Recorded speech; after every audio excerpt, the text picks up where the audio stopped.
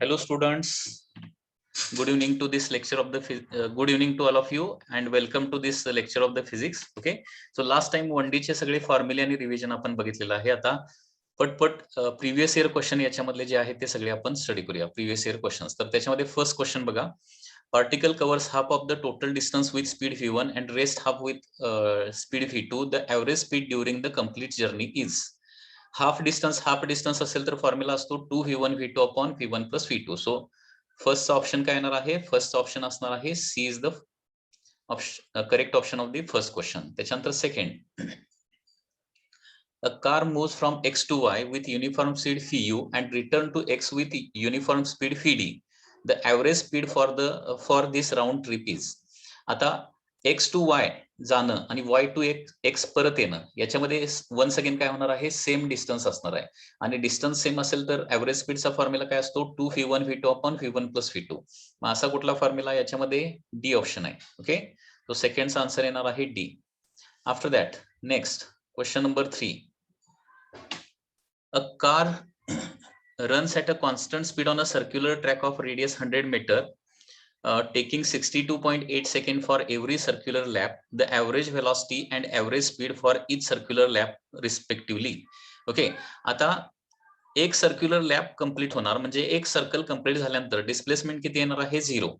एक circle complete झाल्यानंतर बॉडीची इनिशियल आणि फायनल पोझिशन सेम येणार आहे आणि त्याच्यामुळे काय होणार आहे? Average velocity is equal to displacement 0 येणार आणि डिस्प्लेसमेंट 0 झाल्यामुळे ऍव्हरेज व्हेलॉसिटी 0 येणार आहे. ठीक आहे, ऍव्हरेज व्हेलॉसिटी 0 येणार आहे परंतु ऍव्हरेज स्पीड मात्र 0 येऊ शकत नाही. म्हणजे ऍव्हरेज व्हेलॉसिटी 0 आणि ऍव्हरेज स्पीड समथिंग असा ऑप्शन याच्यामध्ये बी किंवा सीच आहे. बी तर होऊ शकत नाही कारण ऍव्हरेज स्पीड काहीतरी येणार आहे. सो करेक्ट आन्सर काय येणार आहे? सी आन्सर येणार आहे. विदाउट एनी कॅल्क्युलेशन याचा आन्सर आपण काढू शकतो. Because average velocity should be 0 and average speed should be something. असा ऑप्शन फक्त एकच आहे त्याच्यामध्ये. Next number 4.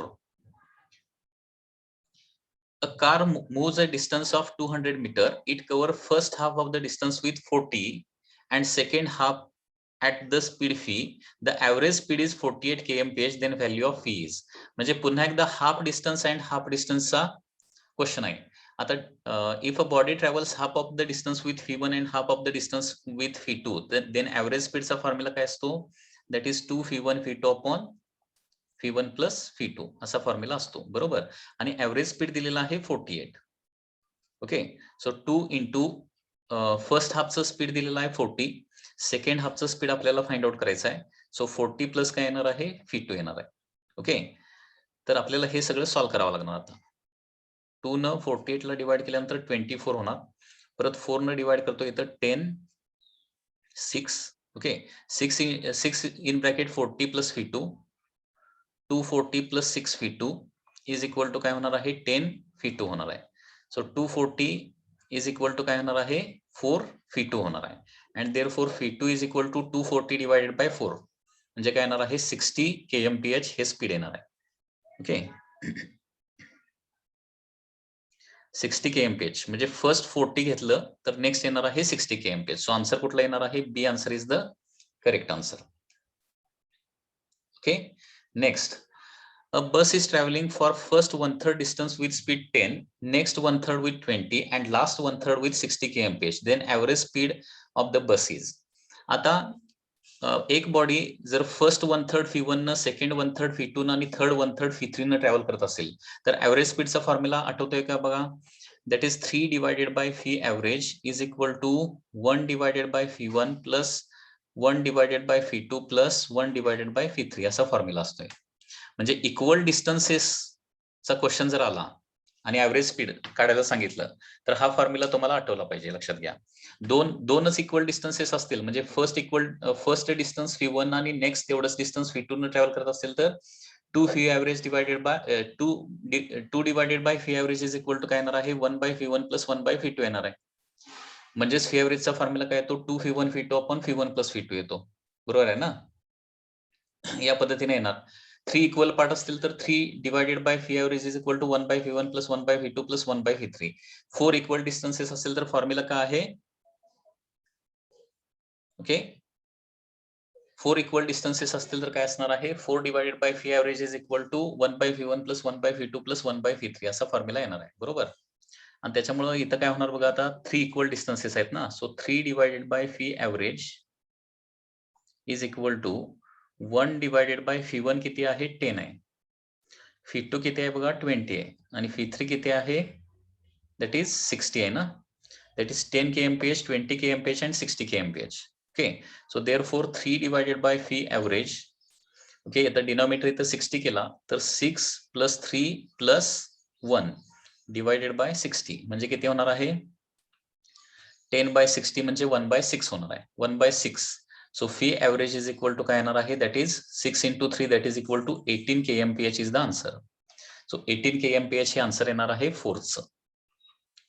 Fourth answer, sorry fifth answer, fifth क्वेश्चनचा आन्सर काय येणार आहे 18 kmph. Okay, that answer is C answer. Okay, म्हणजे इक्वल डिस्टन्सेसचे किती क्वेश्चन आलेत बघा, म्हणजे त्याच्यामुळे हा फॉर्म्युला खूप इम्पॉर्टंट आहे, लक्षात घ्या.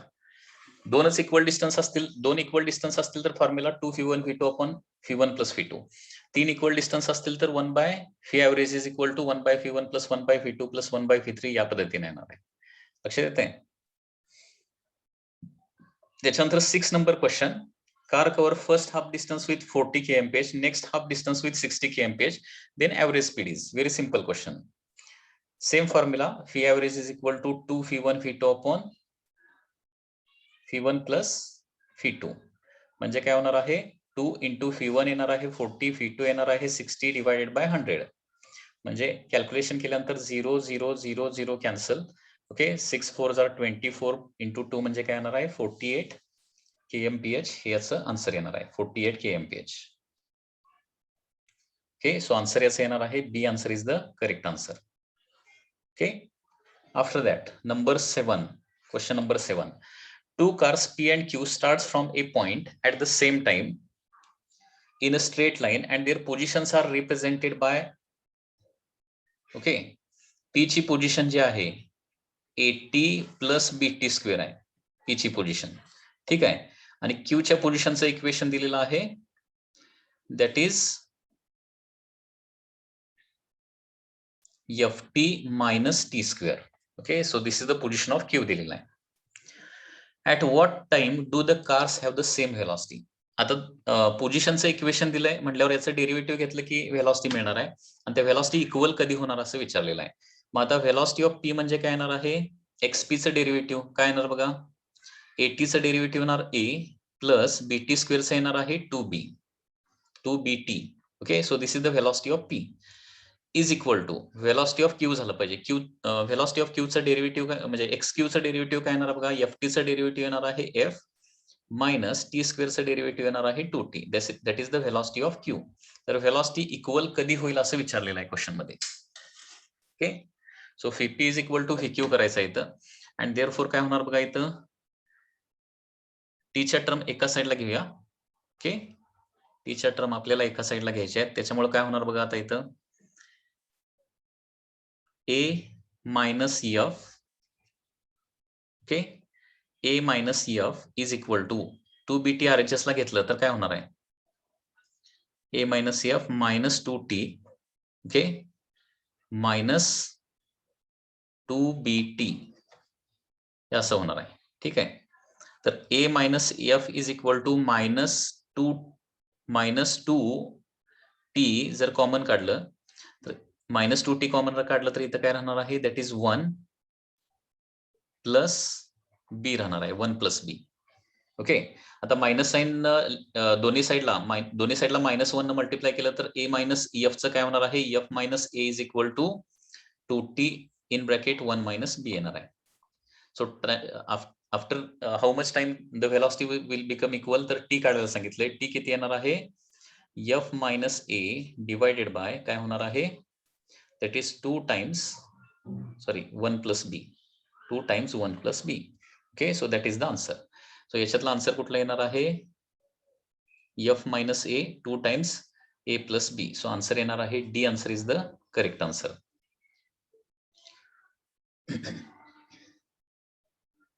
क्वेश्चन्स खूपच इझी असतात, जास्त डिफिकल्टी लेवल नसते, लक्षात घ्या. एखादाच क्वेश्चन जास्त डिफिकल्ट असू शकतो. Okay, after that question number 8. Question number 8 मध्ये काय दिले बघा, a velocity of particle phi is given as AT plus BT square.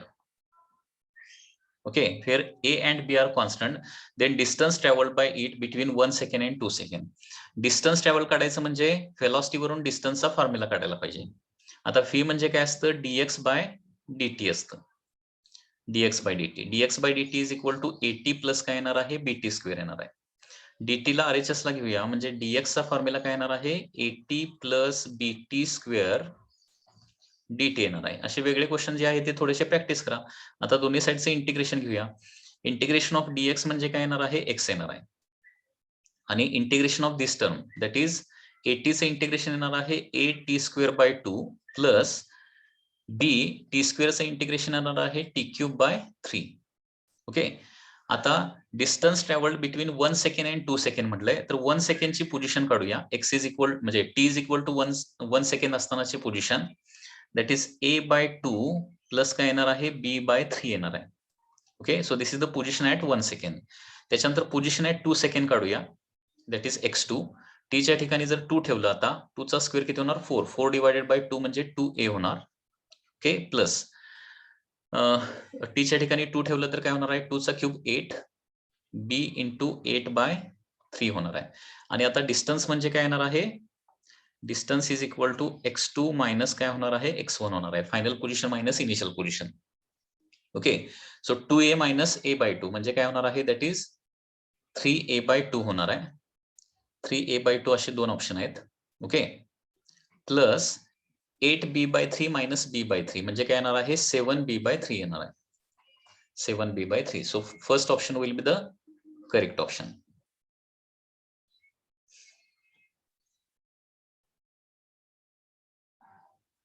Question number 9. Displacement x of a particle of mass m moving in one dimension under action of a force related to time t is given by, okay, तर t is equal to काय दिलंय, root x plus 3 असं equation दिलेलं आहे. The displacement of the particle when velocity is 0. म्हणजे आपल्याला displacement काढायची आहे when velocity is equal to 0 असेल. ओके, आता हे कसं कॅल्क्युलेशन करू शकतो आपण, तर त्याच्यासाठी आपल्याला व्हेलॉसिटी काढायला पाहिजे. व्हेलॉसिटी कशी काढतो आपण, x चं डेरिव्हेटिव्ह घेऊन, मग x चं इक्वेशन काढायला पाहिजे ना. बघा, t is equal to root x plus 3 आहे. 3 ला LHS ला घेतो म्हणजे t minus 3 is equal to काय होणार आहे, रूट x येणार आहे.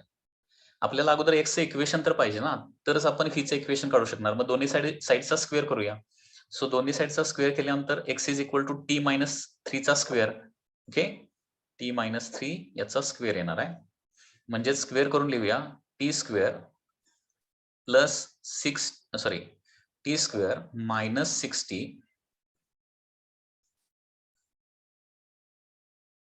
Minus 60 plus 9. ओके, हे याचं एक्सपान्शन होणार आहे स्क्वेअर केल्यानंतर. आता व्हेलॉसिटी इज इक्वल टू काय असतं, dx बाय dt म्हणजे याचा आपल्याला डेरिव्हेटिव्ह घ्यावा लागणार आहे. t स्क्वेअरचं डेरिव्हेटिव्ह येणार आहे 2t minus 6 as it is 9. 9चं डेरिव्हेटिव्ह काय, 0च येणार आहे. आणि व्हेलॉसिटी 0 कधी असणार बघा, तर इज इक्वल टू 0 करायला पाहिजे. मग 2t इज इक्वल टू 6 येणार आहे आणि t इज इक्वल टू काय येणार आहे, 3 सेकंड. सो थर्ड सेकंडला काय असणार आहे, व्हेलॉसिटी 0 असणार आहे. आता थर्ड सेकंडला डिस्प्लेसमेंट पण विचारली आहे, डिस्प्लेसमेंट. मग आता काय करायचं आहे, x0 अगोदर काढायचं. म्हणजे 0 सेकंडला कुठं होता, x इक्वेशन कुठं आहे बघा, हे x इक्वेशन आहे ना, this is equation of x. Okay, so x is equal to 0 ला एक x0 कधी येणार, म्हणजे टाइम इज इक्वल टू 0 ला, x नव्हे, टाइम इज इक्वल टू 0 ला पोझिशन काय येणार बघा, 9 येणार. कारण t ची व्हॅल्यू 0 ठेवल्यानंतर या पद्धतीने येणार आहे. ओके, आणि थर्ड सेकंडला पोझिशन काय येणार आहे, 3 ला. थर्ड सेकंडला दॅट इज x3 ची व्हॅल्यू, 3 चा स्क्वेअर किती येणार आहे, 9 मायनस किती, 6 3 जार 18 प्लस 9. म्हणजे थर्ड सेकंडला परत पोझिशन काय येते, 0च येते. म्हणजे 0th सेकंडला तो 0th सेकंडला तो 9 ला आहे आणि थर्ड सेकंडला तो 0 ला आहे. त्याच्यामुळे डिस्प्लेसमेंट किती येणार आहे इथं, डिस्प्लेसमेंट जी आहे या क्वेश्चन मध्ये displacement actually final position minus initial position 0 - 9 म्हणजे -9 यायला पाहिजे ऍक्च्युली. ओके, परंतु हे डिस्प्लेसमेंटचं जर इक्वेशन दिलेलं असेल, आता क्वेश्चन लक्षात घ्या, हे जर पोझिशनचं इक्वेशन असेल, just a minute students.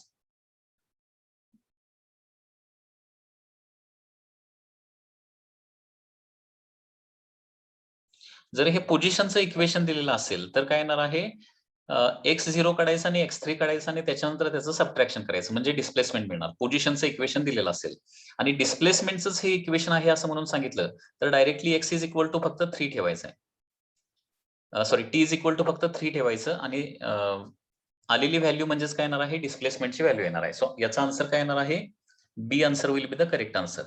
B answer correct answer येणार आहे. ओके, पुन्हा एकदा सांगतो, या क्वेश्चन मध्ये काय करायचं आहे, हे x जे आहे हे पोझिशनचं जर इक्वेशन असेल, पोझिशनचं इक्वेशन क्वेश्चन मध्ये ते x हे पोझिशन आहे असं जर म्हटलं तर लक्षात घ्या 0 सेकंडची पोझिशन काढायची, 3 सेकंडची पोझिशन काढायची आणि त्यांचं सबट्रॅक्शन करायचं म्हणजे डिस्प्लेसमेंट येणार आहे. जनरली आपण असं करतोय, लक्षात घ्या. आणि x हे डिस्प्लेसमेंटचंच इक्वेशन आहे असं म्हटलं तर तिथं 0 सेकंडची पोझिशन काढायची काही गरज नाही. डायरेक्टली आलेल्या एक्सच्या इक्वेशन मध्ये जो टाइम दिलेला आहे तो टाइम फक्त प्लेस करायचा आणि त्याचे काय आन्सर येणार आहे ते डायरेक्टली तुमचं काय येणार आहे, डिस्प्लेसमेंट येणार आहे. तर याचा आन्सर येणार आहे B answer is the correct answer. Okay, या क्वेश्चन मध्ये काय डाऊट असला तर विचारा आणखी. नेक्स्ट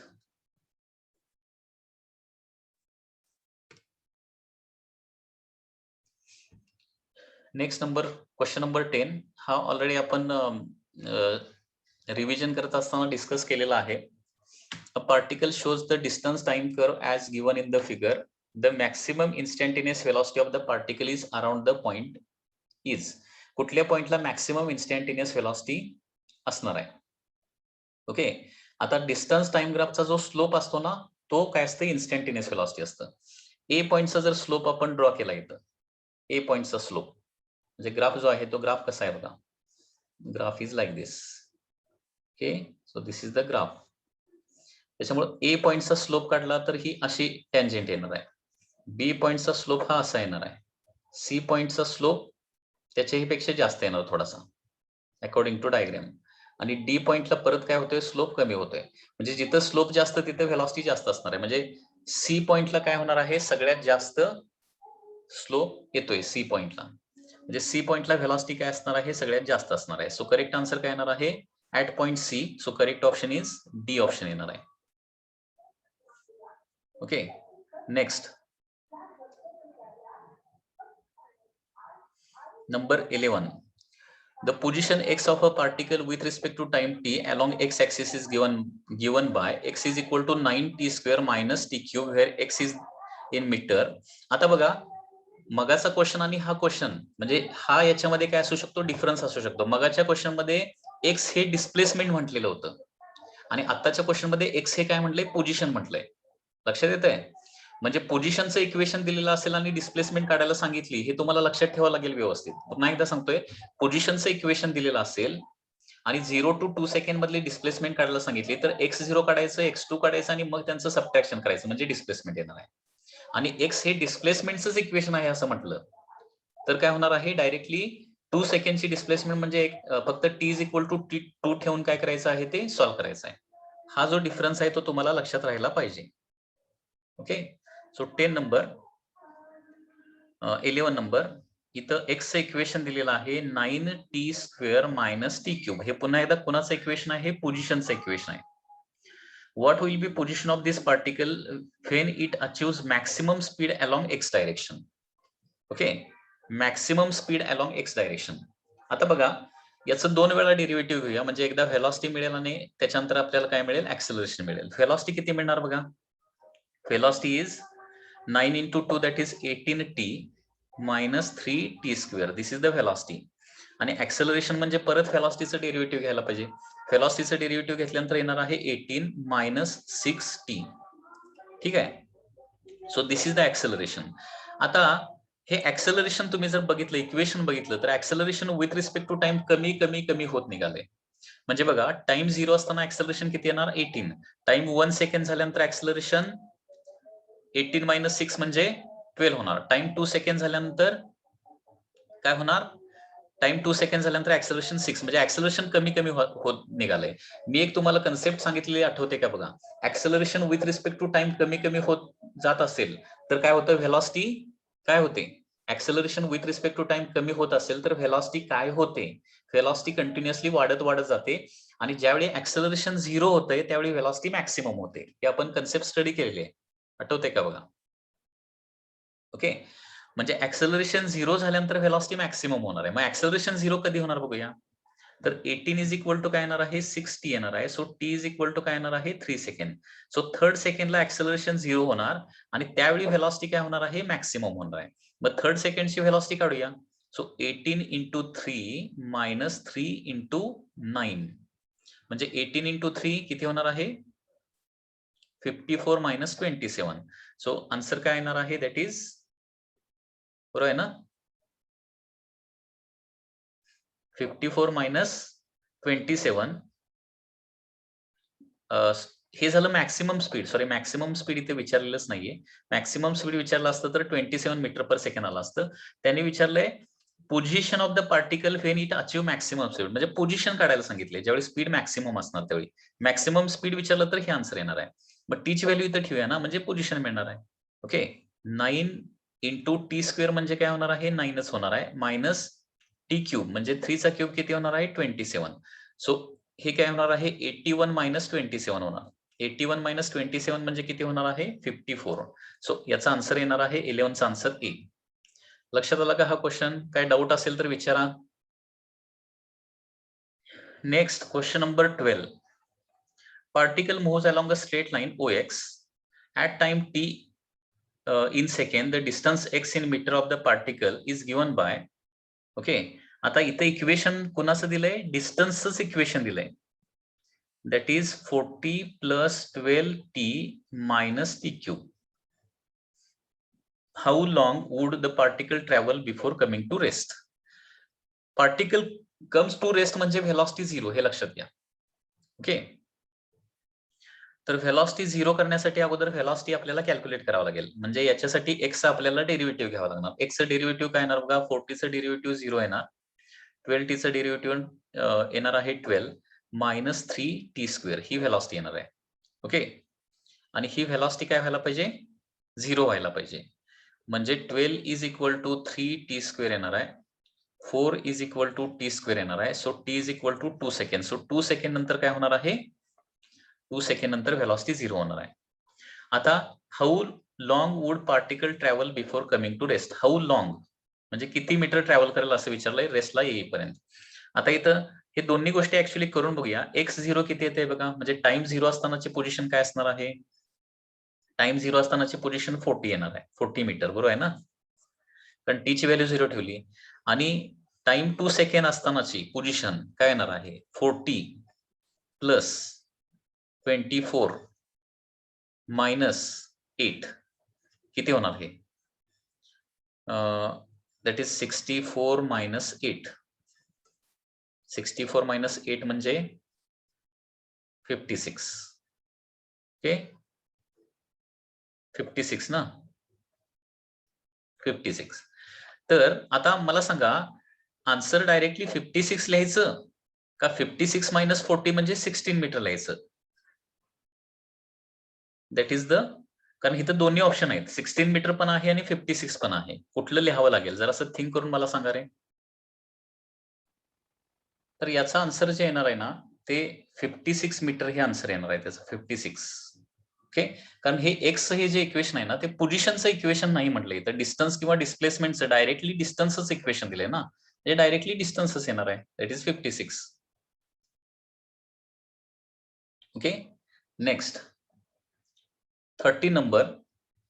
In 30 number question बघा, the displacement x of a particle varies with time t as x is equal to a e raised to minus alpha t plus b e raised to beta t.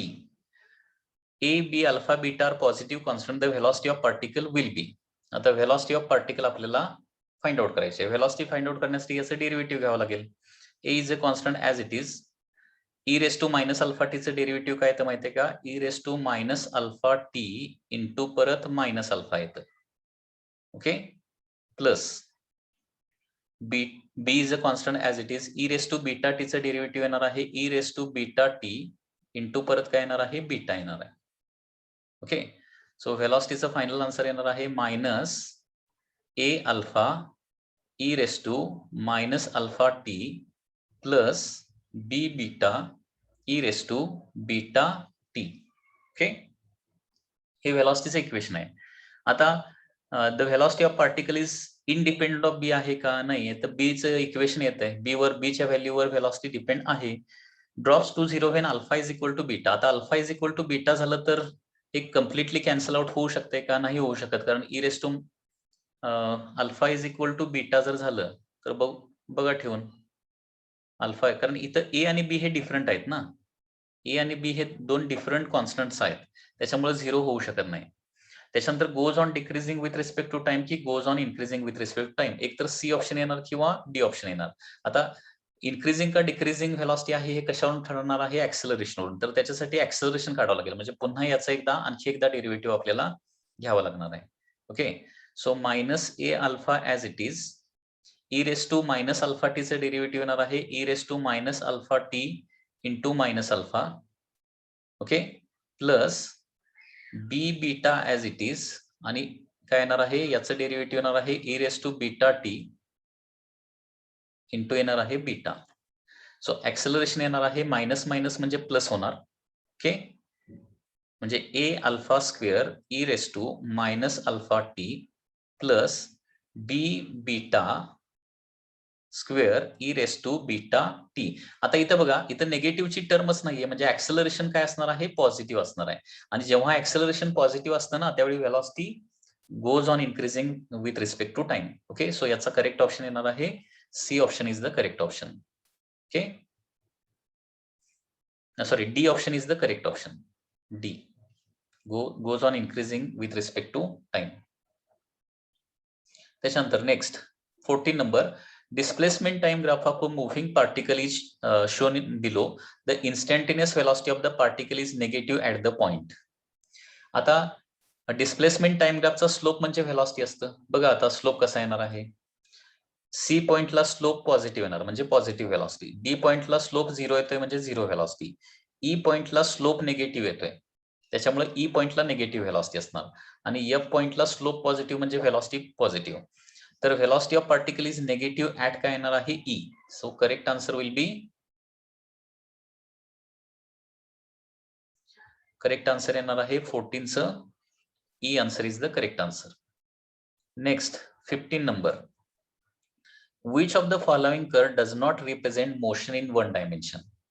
Okay, याच्यातला कुठला curve motion in one dimension represent करत नाही, तर याचा answer येणार आहे 15चं बी हे answer येणार आहे. कारण लक्षात घ्या, हा व्हेलॉसिटी टाइम कर्व जो आहे तो इम्पॉसिबलच आहे, म्हणजे एकाच टाइमला एका पार्टिकलला दोन व्हेलॉसिटी असू शकत नाही, इम्पॉसिबल ती गोष्ट आहे. ओके, एचा ग्राफ कुठला असेल तो सांगता येते का, बघा हे ग्राफ देखील आयडेंटिफाय करता आले पाहिजेत. बॉडी युनिफॉर्मली ऍक्सिलेट केली आणि त्याच्यानंतर युनिफॉर्मली रिटार्ड केली. त्याच्यानंतर सी पार्टिकल म्हणजे काय, पार्टिकलची व्हेलॉसिटी कंटिन्युअसली वाढत निघाली, velocity is continuously increasing. Okay, म्हणजे हा व्हेलॉसिटी कंटिन्युअसली स्ट्रेट लाईन वाढत जाऊ शकते ना. आणि डी ग्राफ मध्ये व्हेलॉसिटी जी आहे ती पॉझिटिव्ह नेगेटिव्ह व्हायला लागली विथ रिस्पेक्ट टू टाइम. हा ग्राफ कोणाचा आहे माहिती आहे ना, SHM चा ग्राफ आहे, सिंपल हार्मोनिक मोशन मध्ये व्हेलॉसिटी प्लस मायनस आणि एका स्ट्रेट लाईन मोशन होऊ शकते ती. नंबर 16,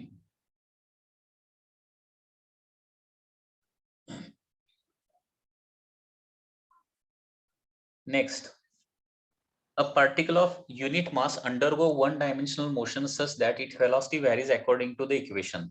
So velocity चं equation दिलेलं आहे, beta x raised to minus 2n, where beta and n are the constant, x is the position of the particle. Question मध्ये बघायचं x पोझिशन आहे का, डिस्टन्स आहे का, डिस्प्लेसमेंट आहे, कारण त्याच्यानुसार आन्सर काही वेळेला चेंज होते, लक्षात घ्या. Acceleration of particle as a function of x. आता ऍक्सेलरेशन काढायचं आहे. आता ऍक्सेलरेशनचा फॉर्म्युला एकतर dv बाय dt असतो किंवा phi dv बाय dx असतो. आता व्हेलॉसिटी जे आहे ते फंक्शन ऑफ x आहे. व्हेलॉसिटी जर फंक्शन ऑफ t असेल तर काय करायचं, म्हणजे व्हेलॉसिटीच्या इक्वेशन मध्ये t असेल तर हा फॉर्म्युला वापरायचा आणि व्हेलॉसिटीच्या इक्वेशन मध्ये x असेल तर हा दुसरा फॉर्म्युला वापरायचा. म्हणजे दुसरा फॉर्म्युला आपण वापरणार आहे phi into d by dx of phi म्हणजे काय आहे beta x raise to -2n. So acceleration is equal to velocity as it is ठेवतो पुन्हा एकदा beta x raise to -2n into याचं derivative. Beta is a constant as it is. Okay, आणि x raise to 2n चं derivative काय येणार आहे, x raise to -2n चं derivative -2n into x raise to -2n - 1. Okay, तर याच्यानुसार beta square into x raise to beta square into x raise to -2n असं कुठं येणार आहे, beta square into -2n into x raise to -2n. Okay, -1. So असं येते C option मध्ये येते. बरोबर आहे ना, इज इट करेक्ट? सी मध्येच येणार ना.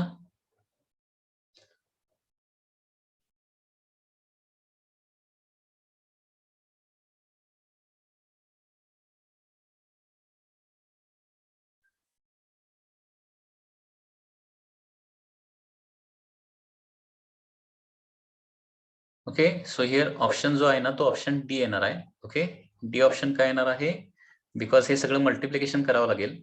That is -2n beta square आणि x रेस टू -2n आणि x रेस टू -2n - 1 आहे, म्हणजे total x raise to -4n - 1 होणार आहे. ओके, सो जनरली काय करा, कंप्लीट स्टेप पर्यंत सोल्युशन करा, अदरवाइज एखादी अशी सिली मिस्टेक होऊ शकते. सो आन्सर याचा येणार आहे D. Answer is the correct answer. Okay, next 17 number question. The motion of the particle along straight line is described by the equation x is equal to 8 plus 12t minus t cube, where x is in meter and t is in second.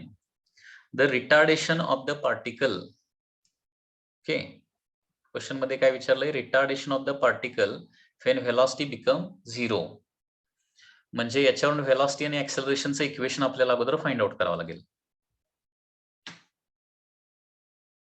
Okay, so व्हेलॉसिटीचं इथं derivative घेतल्यानंतर काय येणार आहे, 12 - 3t square हे velocity येणार आहे आणि acceleration किती येणार आहे, 12 चं डेरिव्हेटिव्ह काय 0 -6t. बरोबर आहे का बघा. 17 number question. So acceleration is -6t येणार आहे.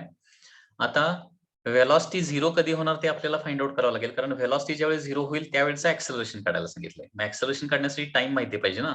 टाइम कसं काढणार, व्हेलॉसिटी 0 कधी होणार असं विचारलंय. So v is equal to 0 घेतल्यानंतर काय होणार आहे, that is 3t square is equal to 12 येणार. So t square is equal to 4 येणार आहे, t इज इक्वल टू 2 येणार आहे. सो हे येणार आहे -6 into 2 that is equal to -12.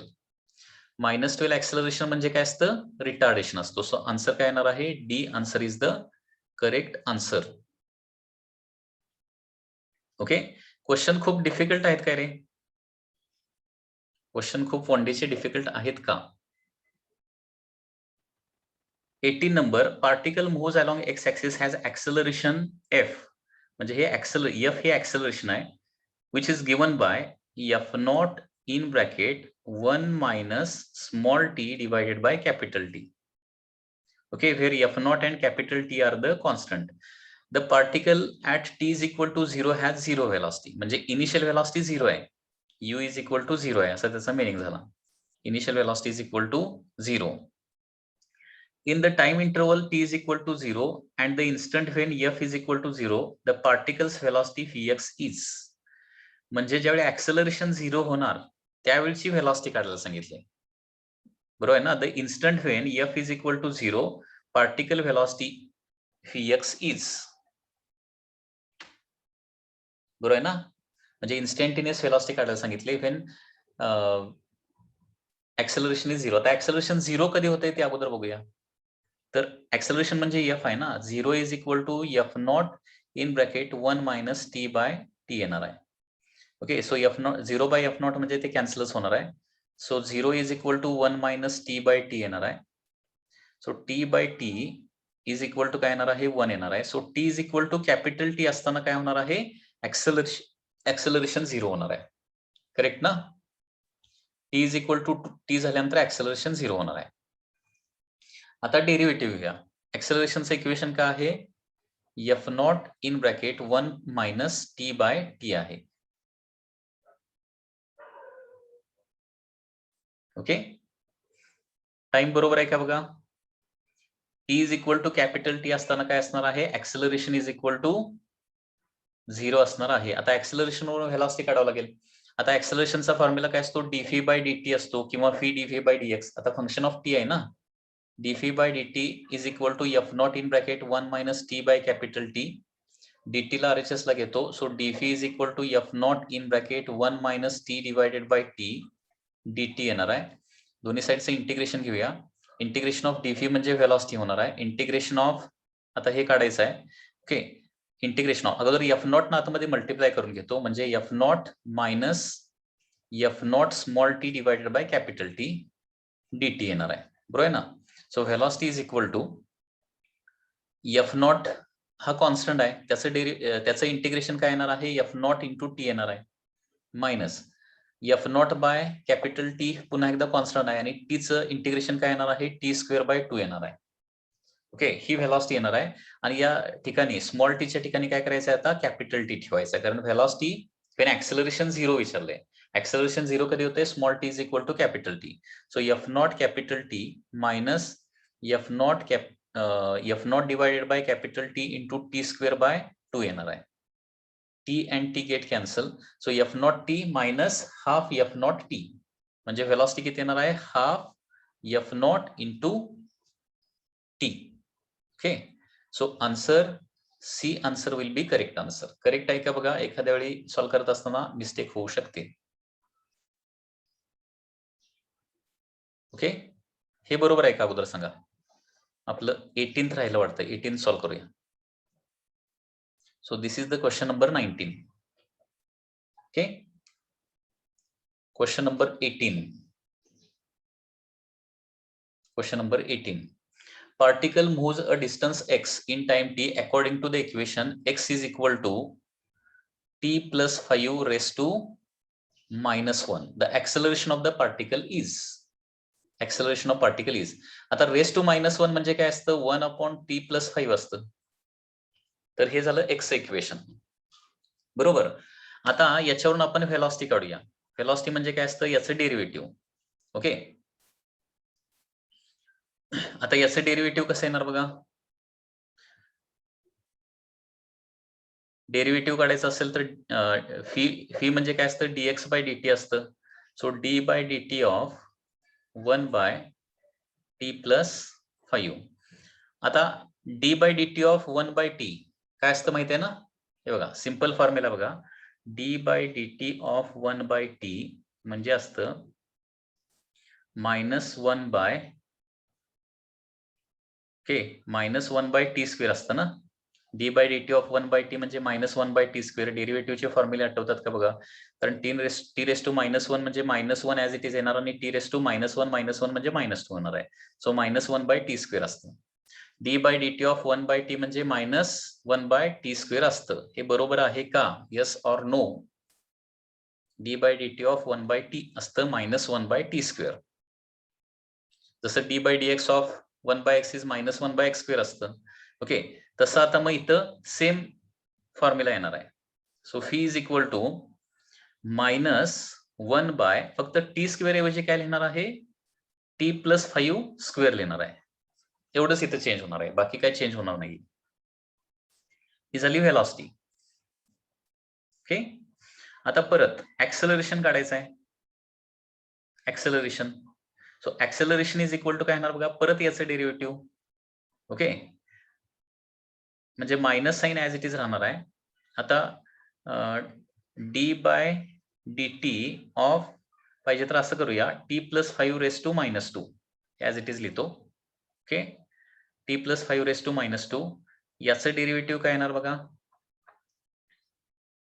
That is minus sign as it is minus आता बघा टी रेस टू -2 असेल तर डेरिव्हेटिव्ह काय येतं? टी रेस टू -2 चं derivative -2 into t raise to -3 येतं. तर इथं -2 इंटू टी रेस टू -3 म्हणजे टी प्लस 5 रेस टू -3 होणार आहे. तर ऍक्सेलरेशन येणार आहे 2 into t plus 5 raise to -3. आता या पद्धतीनं ऍक्सेलरेशनचं इक्वेशन मिळालेलं आहे.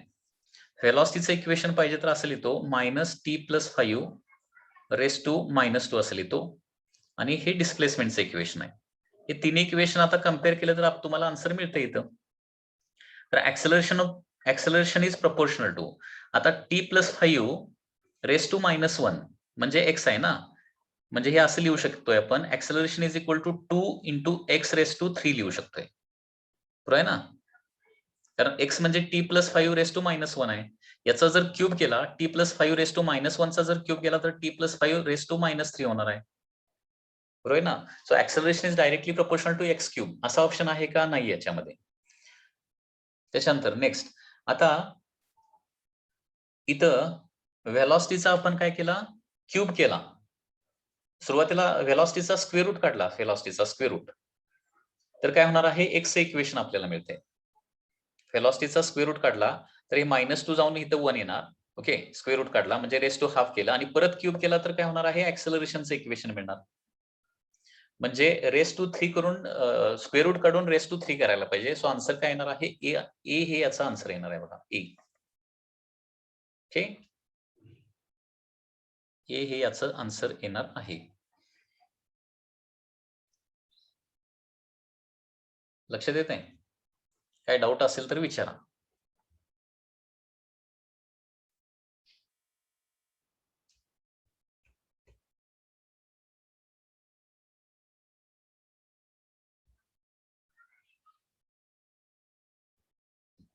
Next 20 number. Motion of the particle is given by the equation S is equal to 3t cube plus 7t square plus 14t plus 8 meter. Okay. The value of acceleration of the particle at t is equal to 1 second. म्हणजे आता याचं 2 वेळा derivative घ्यावं लागेल. याचं derivative काय येणार बघा? 9t square plus 14t plus 14 ही वेलॉसिटी येणार आहे. ऍक्सेलरेशन येणार आहे 18t plus 14 हे ऍक्सेलरेशन येणार आहे. So acceleration of particle at t is equal to 1 second. So acceleration is equal to 18 plus काय येणार आहे? 14 येणार आहे. 18 प्लस 14 म्हणजे काय येणार आहे? 32. So answer is B answer, 20 नंबर. 21 नंबर. The position x of a particle varies with time t as, म्हणजे पुन्हा एकदा पोझिशनचं इक्वेशन दिलंय. at square minus bt cube हे पोझिशनचं इक्वेशन आहे. The acceleration will be 0 at time t is equal to, आता ते ऍक्सेलरेशन काढावं लागेल. पुन्हा एकदा 2 वेळा derivative 2at minus 3bt square ही झाली वेलॉसिटी. ऍक्सेलरेशन येणार आहे 2a मायनस 6bt. ओके, तर ऍक्सेलरेशन 0 कधी होणार विचारलेलं आहे. तर 2a इज इक्वल टू काय येणार आहे? 6bt येणार आहे. So t is equal to 2a by 6b म्हणजे काय येणार आहे? a by 3b is the answer. So answer a is the correct answer. Okay, next is question number 22. Acceleration of the particle increasing linearly with time t as bt. म्हणजे acceleration is equal to bt असं दिलंय. Acceleration of particle is increasing linearly with time t as bt. The particle starts from the origin with initial velocity v naught. म्हणजे initial velocity त्यांनी v naught दिलेली आहे already. The distance traveled by the particle in time t. म्हणजे distance travel करण्यासाठी डिस्टन्सचा formula काढायला पाहिजे आपल्याला. डिस्टन्सचा formula. आता हा क्वेश्चन दिसतोय छोटासा, पण थोडासा कॅल्क्युलेशन मध्ये याच्या बघावं लागेल कसं करावं लागणार आहे ते. व्यवस्थित लक्ष द्या. ऍक्सेलरेशन म्हणजे काय लिहिणार? dv बाय dt लिहिणार इज इक्वल टू bt लिहिणार. सो dv इज इक्वल टू काय येणार आहे? bt dt येणार आहे. दोन्ही साईडचं इंटिग्रेशन घेऊया. आता इंटिग्रेशनला इथं इनिशियल व्हेलॉसिटी ज्यावेळी देतोय ना आपण, त्यावेळी इंटिग्रेशनला लिमिट लिहायची असतं. Initial velocity v not, final velocity v, initial time 0, final time t, असे लिमिट्स लिहायचे असतात. इंटिग्रेशन ऑफ dv म्हणजे v येणार. इंटिग्रेशन ऑफ डीफी म्हणजे फी, आणि त्याच्यामध्ये अप्पर लिमिट लोअर लिमिट ठेवलं तर फी मायनस फी नॉट येणार आहे, बरोबर आहे ना. इंटिग्रेशन ऑफ डीव्ही म्हणजे फीच्या ठिकाणी अप्पर लिमिट फी ठेवणार, minus lower limit V naught ठेवणार. V minus V naught is equal to B T square by 2 येणार आहे, बरोबर आहे ना. Integration T square by 2. So व्हेलॉसिटीचं इक्वेशन येणार आहे, फी नॉट पलीकडे जाऊन ऍड होणार, V naught plus B T square by 2 येणार आहे. तर हे झालं व्हेलॉसिटीचं इक्वेशन. ठीक आहे. आता व्हेलॉसिटीच्या इक्वेशन नंतर आता अजून डिस्टन्सचं इक्वेशन काढायचं आहे. तर त्याच्यासाठी पुन्हा एकदा फी म्हणजे काय असतं, डीएक्स बाय डीटी असतं, is equal to v naught plus b t square by 2 येणार आहे. डीटी ला RHS ला नेऊया. So d x is equal to काय येणार आहे, fee naught plus b t square by 2 d t येणार आहे, आणि दोन्ही साईडचं इंटिग्रेशन घेऊया. मग इंटिग्रेशन ऑफ डीएक्स म्हणजे एक्स येणार आहे. आता परत याच्यामध्ये इनिशियल पोझिशन पण दिलं असतं, initial position. Okay, initial position पण दिलं असतं, तर ती इनिशियल पोझिशन आपण इथं लिहिली असते आणि फायनल पोझिशन एक्स लिहिली असते. लक्षात येत आहे. आता इनिशियल पोझिशन वगैरे इथं काही द्यायला नाही, त्याच्यामुळे इंटिग्रेशन ऑफ डीएक्स फक्त एक्स लिहायचं आहे. इनिशियल पोझिशन एक्स नॉट आणि फायनल पोझिशन एक्स असं जर दिलं असतं तर मग काय झालं असतं, एक्स मायनस एक्स नॉट पण तिथं आलं असतं. इंटिग्रेशन ऑफ फी नॉट म्हणजे फी नॉट टी येणार आहे, प्लस बी बाय 2 टी स्क्वेअरचं इंटिग्रेशन येणार आहे, b by 2 t cube by 3 येणार आहे. Okay, so x equation v naught t plus b by 6, okay, किंवा 1/6 बी टी क्यूब येणार आहे. सो आन्सर येणार आहे C. Answer will be the correct answer.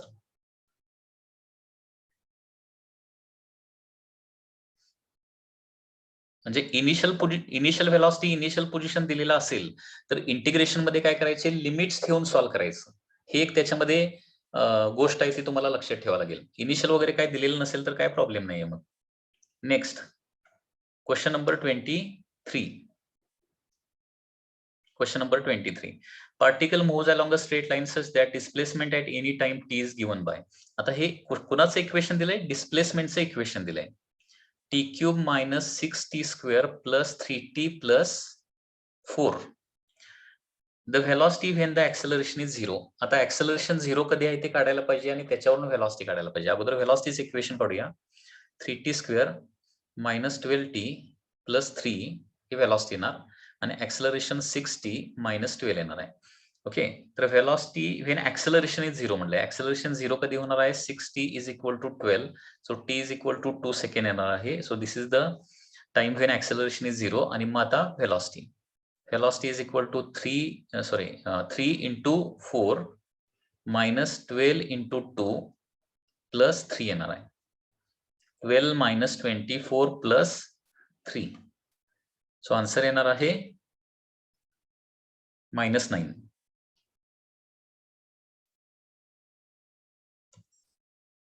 Okay, next 24. A ball is thrown vertically downward with the velocity 20 meters per second from the top of the tower. It hits the ground after some time with the velocity 80 meters per second. The height of the tower is. हे बघा, question खूपच easy आहे. 24 number. There is a tower. Okay, त्याची height आपल्याला find out करायची आहे, आणि इथून बॉल जो आहे तो 20 मीटर पर सेकंड न खाली फेकलेला आहे. So this is the initial velocity, आणि सरफेसला स्ट्राईक होत असताना 80 मीटर पर सेकंड न स्ट्राईक होतोय. This is the final velocity. Okay, आता इथं फक्त काय करायचं आहे, हाईट काढण्यासाठी बघा, इनिशियल व्हेलॉसिटी, फायनल व्हेलॉसिटी आणि डिस्टन्स, डिस्प्लेसमेंट याचं इक्वेशन म्हणजे third kinematic equation. So V square is equal to U square plus 2as. आता फी स्क्वेअर होणार आहे 6400, यू स्क्वेअर होणार आहे 400. ओके, आता डिस्प्लेसमेंट पण डाऊनवर्ड आणि ऍक्सेलरेशन ड्यू टू ग्रॅव्हिटी पण डाऊनवर्ड असणार आहे, त्याच्यामुळे प्लस 2 इंटू जी ची व्हॅल्यू 10 इंटू हाईट म्हणजे एच येणार आहे. ओके, सो हे होणार आहे 6000 is equal to 20h. So h is equal to 6000 divided by काय होणार आहे, 20 होणार आहे. 0 0 कॅन्सल. सो एच येणार आहे 300 metre is the answer. Okay, so 300 metre is the answer. Next, question number 25. 25 number, a stone falls freely under gravity. It covered distance h1, h2, h3 in first 5 seconds, next 5 seconds and next 5 seconds. The relation between h1, h2 and h3. बघा h1, h2, h3 मध्ये relation काय असतं? तर h1, h2, h2, h2, h3 तुम्हाला माहित आहे. Distance travelled in equal interval of टाइमचा ratio काय असतो? 1:3, 3:5 असतो ना. 1:3, 3:5 म्हणजे याच्यावरून लक्षात घ्या आन्सर कुठला येणार मग काय वाटतंय? चा रेशो म्हणजे h1 येणार आहे h2/3 येणार आणि h3/5 येणार आहे. सो आन्सर येणार आहे D. Answer is the correct answer. आता या क्वेश्चन मध्ये अनेक वेळा स्टुडंट काय होतात मिस्टेक करतात. म्हणजे काय आपल्याला ratio of displacement in equal time इंटरवलचा म्हणजे रेशो माहिती असतो 1:3, 3:5 आणि त्याच्यामुळे directly h1 is equal to 3h2 is equal to 5h3 वगैरे असं काहीतरी लिहायला लागतात. तर त्यावेळी ती मिस्टेक होण्याची शक्यता आहे. त्याच्यामुळे h1:2, h2:2, h3 1:2, 3:5 असेल. ओके. तर h1 is equal to h2/3 येणार आहे आणि h3/5 येणार आहे. हे व्यवस्थित लक्षात ठेवावं लागेल. हे कसं थिंक करायचं? h1 म्हणजे सपोज आपण x जर कन्सिडर केलं तर h2 बरोबर किती येणार आहे? 3x येणार आहे आणि h3 बरोबर किती येणार आहे? 5x येणार आहे. बरोबर आहे ना? मग h1 इज इक्वल टू काय येणार आहे? h3/5 करायला पाहिजे किंवा h1 इज इक्वल टू काय करायला पाहिजे? h2/3 केलं तरच काय येणार आहे? x येणार आहे. Okay. Next number 26. Boy standing at top of the tower of 20 meter height drops a stone g is equal to 10 velocity with which it hits the ground. आता हा सिंपल डायरेक्ट फॉर्म्युला तुम्हाला आठवला पाहिजे. एखादी body h height वरून खाली आली तर त्याला वेलॉसिटी किती मिळते? √2gh मिळते. सो 2 into g ची व्हॅल्यू 10 दिली आणि हाईट दिली आहे 20 मीटर. सो आन्सर येणार आहे √400 म्हणजे आन्सर काय येणार आहे? That is striking velocity is 20 metre per second. Okay. So that is the answer.